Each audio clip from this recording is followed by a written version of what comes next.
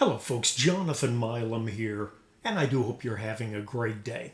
Like the photo on the YouTube video shows, I've got two Monette mouthpieces here. I've got a new Unity and I've got a Prana. These are in the 7 Bach rim size roughly if you play a Warburton 6 or a GR64 or a Reeves 41.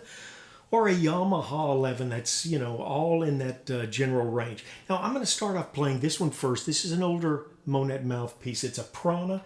The reason I'm going to play it first is this is the BLM. And as this Unity is also a BLM. Of all of them, though, this feels like a larger mouthpiece. Now, you know how that works. If the high point is near the outside of the rim, it can just give it that feel. And I actually have problems playing this Prana and the Unity right next to each other because there's just enough difference in the mouthpiece it throws me off. The Unity is much like the GR64. I've got a Patrick here. I've got a old Bach Mt Vernon and a Trent Austin mouthpiece, which I'll all be comparing these two. But I wanted to try playing this Prana first of all, and I'll just play a classic song, Joyful, Joyful, We Adore Thee, and I'll try and play that as straight as we can and just give you an idea how this sounds, and then we will discuss the difference between the Prana and the Unity, and there is a significant difference. In fact, just other than the fact they're the same length, almost everything is different. And then we'll just play some other mouthpieces to give you a sound snip. Now, while I will be talking in between, if you just want to hear these sound clips right next to each other, you go to the bottom of the comments. Sometimes there's a bolded more below. If you go to that, I'll have all of these mouthpieces so that you can flick from one to the other and you don't have to enjoy my talking all that much. Okay, the Monette Prana. I'm going to be using an Edwards Gen 2 wonderful horn, which for the moment is up for sale. And there's a link to that on the first line. Going to be using a mouthpiece measuring tool from Matt Frost. Going to have a link to his material too. Great guy. He's done some outstanding mouthpiece work for me. And his turnaround time is so quick. The first time I used him, I thought my piece was being returned before it ever reached him. He'd already worked on it, sent it back, just tremendously quick and good. Okay, the Monette Prana with the Edwards Gen 2.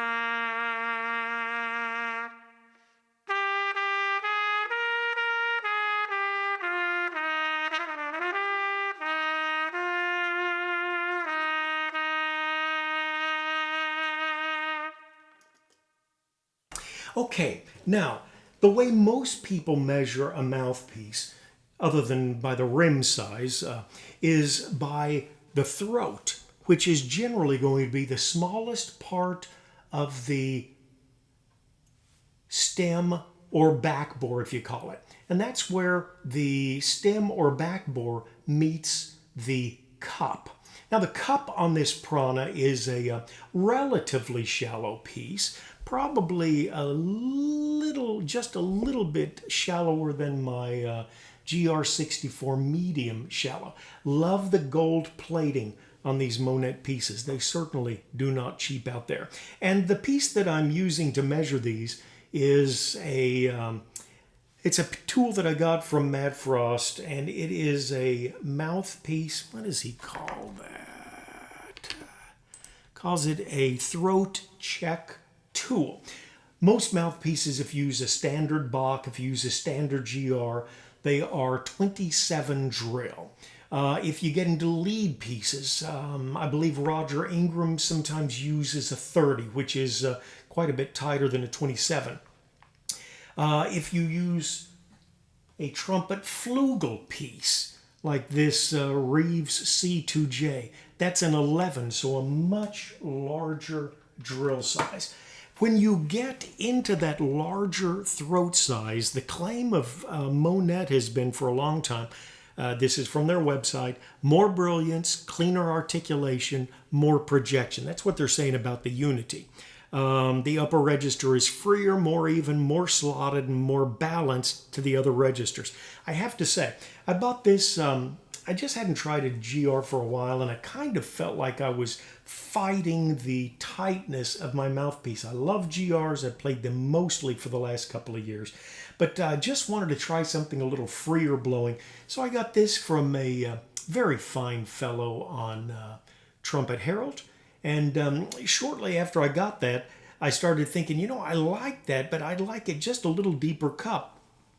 Well, the Prana BLM, supposed to be a little shallower. They said the Unity was a little bit deeper.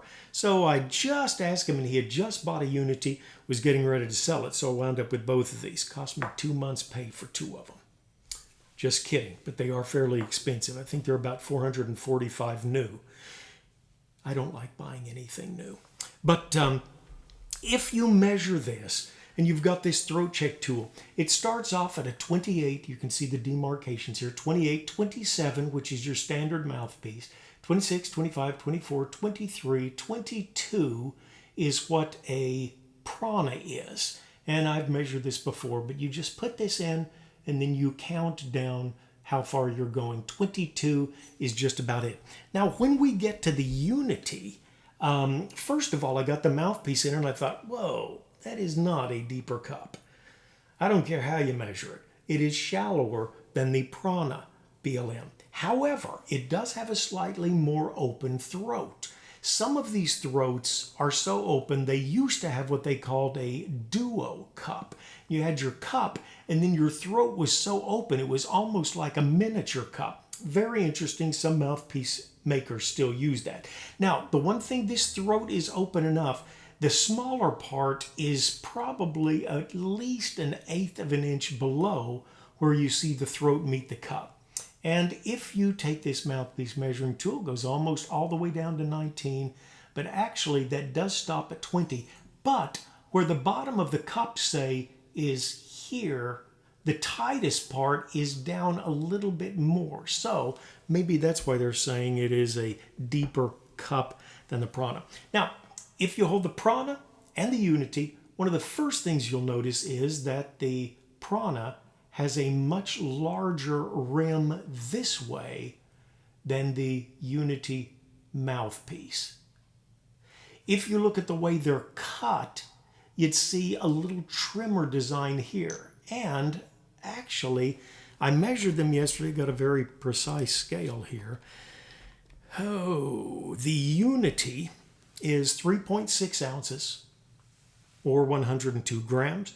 The Prana is 4 ounces or 112 grams. That is actually a tad more than a 10% difference in weight. Very interesting. Not sure what all that means. Generally, your lighter mouthpieces sound a little bit brighter, less metal to work with there. Now, if you take this mouthpiece tool and you work with a GR64, and this is the MS, you'll see it goes in one slot. Well, you can't see it that way. But anyway, it starts at a 28, it goes down to a 27, and it's quite snug there. This is a Patrick excellent mouthpiece. It's a CR5ZM. Now, interestingly enough, the mouthpiece tool will not even penetrate that. So at best, that is a 28 drill. At best, it might actually be a 29 because my 28 won't actually penetrate it.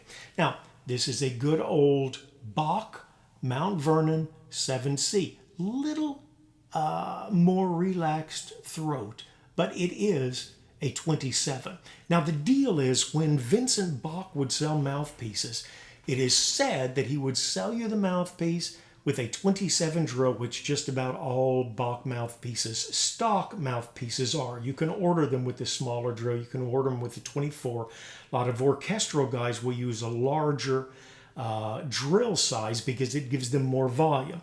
If you've got 3 trumpets and you've got a 115-piece symphony, you're going to want your trumpets to be able to put out the volume. The larger the drill size, the more volume you can get out of a horn. Anyway, when Bach would sell people the 27 drill mouthpiece, he would also give them a reamer that would let them open it up. Through the process of time, most people have become accustomed to playing a 27 drill, but apparently Vincent Bach's thought was you don't want to go any smaller than a 27 unless you're a Roger Ingram lead player. You don't want to go any smaller than a 27, but here's the reamer so you can open it up to the point where you are comfortable. And most of us just play on 27 mouthpieces, 27 drills most of our life. When we get into a bigger mouthpiece, it's very interesting because you're not playing your mouthpiece, you're playing the horn. Now you're searching for a resistance spot somewhere within the trumpet. And that's my feeling, at least. You get a little more openness. What I notice is the octave jumps with the Monette mouthpiece are so much easier. Just for whatever reason, they just are. As far as slotting, well, I'm not a whole bunch over high C. And to be honest with you, my range up to high C is not on these mouthpieces all that I would like it to be yet. But I'm loving my playable range, which if I warm up long enough, I can whack a high C. And can go a little bit higher than that. I've done the F above high C, but it's not consistent yet. But the workable range where most of my exercises, most of my playing is, I'm really enjoying it. I'll stick with it for several months and then come back and see how my range is and make the decision what I'm going to do there. Okay, I'm going to play the Monette Unity here. It's been a long time since I played. If you can't remember how it differs from the Prana, just go down to the bottom of the comments and you can play them right next to each other. Then I'll play I actually want to play the Patrick mouthpiece next. Then the GR, the Bach, and lastly, I've got such a great mouthpiece here. 24 drill, but it's a very deep V, Trent Austin's TA-TF. Okay, we'll try the Monette Unity BLM, and give me just a moment to warm up with it. Long tone.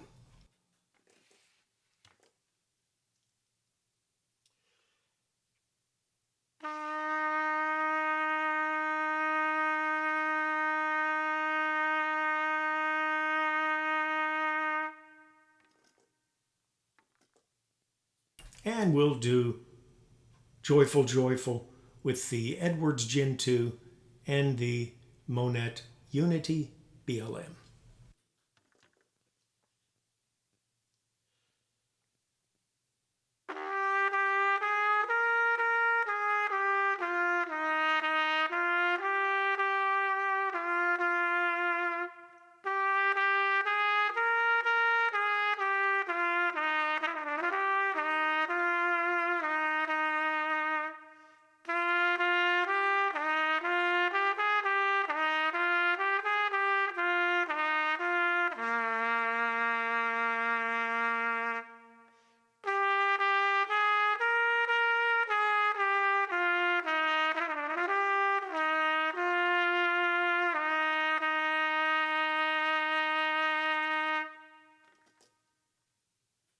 Okay, it's a 20 drill.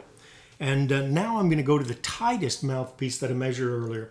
And this is the Patrick CR5ZM. Steve said this was a copy of an old mouthpiece that Doc Severinsen liked. And boy, I don't have it, I can't get it into my drawer right now. But it's a jet tone Severinsen mouthpiece, I'm pretty sure. Goes straight in. This rim here goes straight down to the cup. And that's the same thing that this Unity does. Very straight bit, about 1/4 of an inch it feels like, straight into the cup, and then the cup is a little more relaxed and the throat is as well. Very tight piece, excellent piece, and we'll try this Patrick with the Gen 2.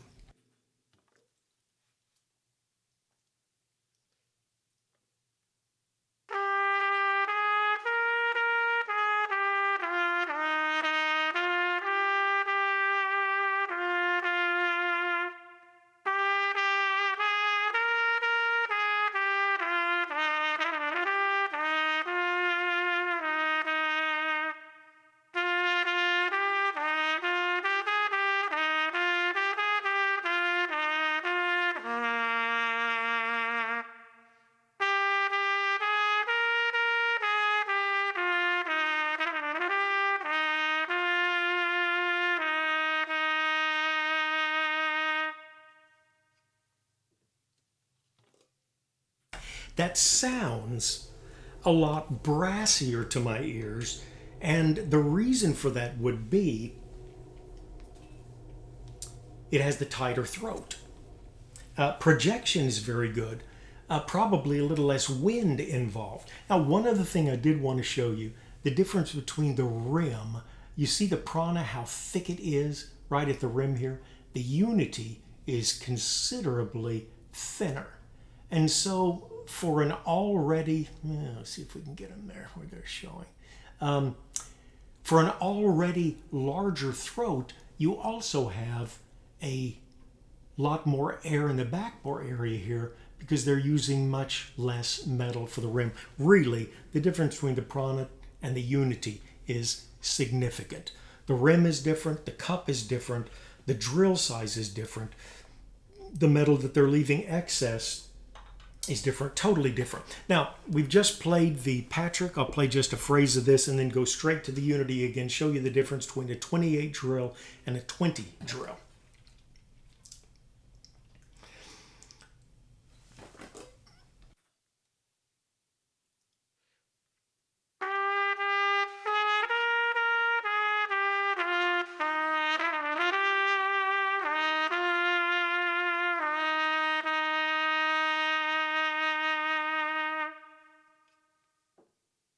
And with the Unity,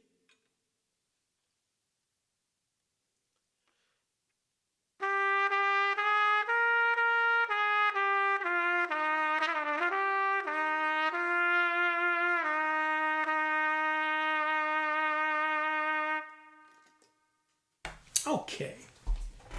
For years, probably a couple of years, I've played the GR64 medium shallow. And I remember, you've probably heard me say before if you're watching my mouthpieces, I had an Adams A5, which is a lead horn. Trent Austin says it's got some Colicchio properties as well as bend, kind of a mix, and a very open horn. And I played it with this, I had had the Adams A5 for a while, and I got this GR64 medium shallow, and I thought I was going to knock my wall out. It was so loud. And I'm still amazed for a 27 drill, the tone that you can get out of this GR64 medium shallow.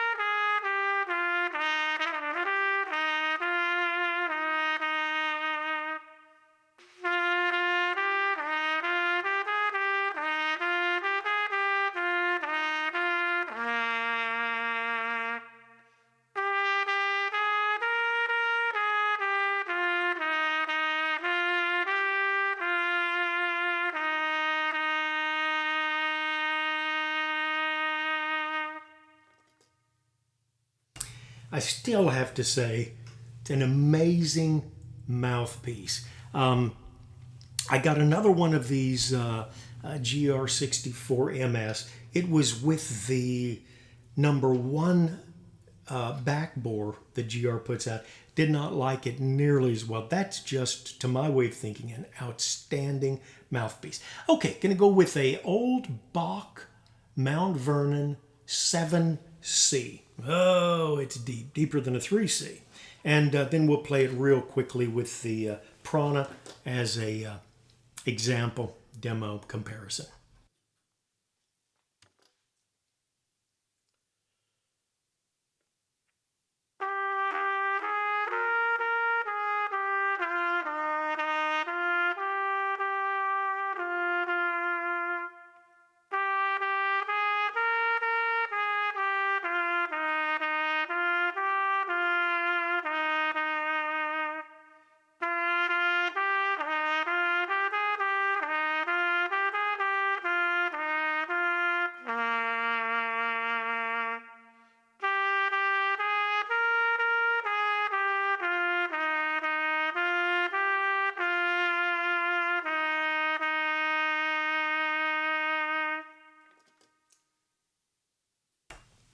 Okay, Believe it or not, my lip is going on me. I think it's a difference in the Prana feel and the Unity and the GR, which is its rim. Now, I did want to show you. I ordered this from Steve Patrick. Again, it's the CR5ZM. And the mouthpiece was just a little bigger. It's about the 5 size, and I like the 7 size if you're talking Bach rims. So I sent it off to Matt Frost, and I said, could you please thread this and fit this mouthpiece rim on it? And this is actually a mouthpiece that I had Matt Frost cut off from a Warburton. I love the Warburton rims. They're just about perfect for me, just a little bit rounder than some other pieces. And so he cut that rim off, the too large 5, and I can use the Warburton 6, which is like a Bach 7. Excellent work. And he also did the same thing on this TA-TF. It was originally about a 10.5 Bach size, and he cut the threads, or cut the rim off of that so that I can use one of these nice Warburton pieces on it. Okay. Large throat, large drill size, 20. Deep cup, very deep. Very shallow, large drill. Thinner, deep cup. What do you get? I'll play the Trent TA-TF, marvelous mouthpiece. Very deep V, but a very manageable 24 drill size, 23, 24. And then we'll play the Monette Unity again to wrap things up. I call this a soloist mouthpiece. Trent TA-TF, just lovely sound, especially for smaller surroundings, or if you got a mic and just looking for a nice, thick quality.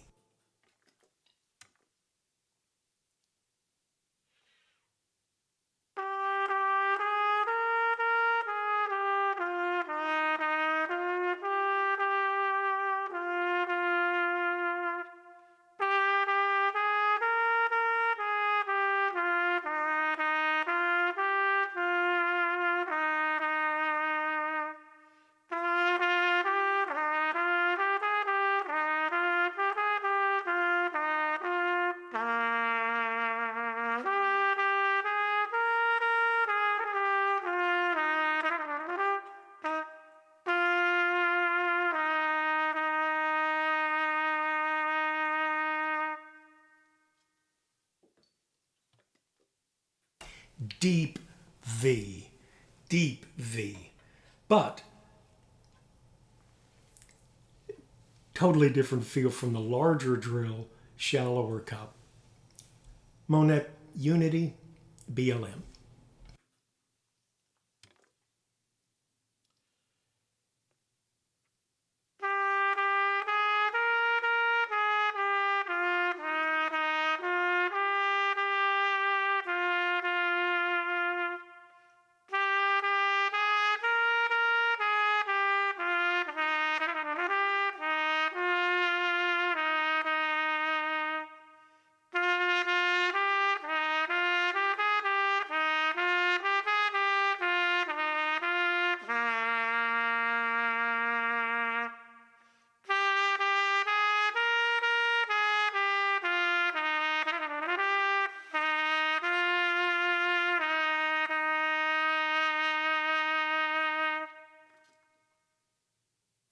Now, I've got a daughter named Paige, wonderful girl.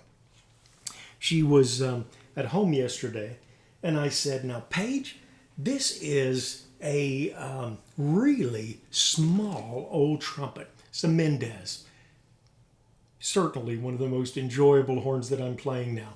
Small bell, small taper, small flare. A little more than 4.5, but not much more than 4.5. And I said, what are you thinking? I had a few horns out there I was playing. Got a Bach Strat 43 lightweight I really like. And then I played this and I said, how does that sound? And she said, big sound, Dad. And just want to use this mouthpiece. For those of you that are thinking, boy, that's just too much mouthpiece for a small horn. I think it sounds really good with this Mendez, and you won't get much of a smaller horn than this.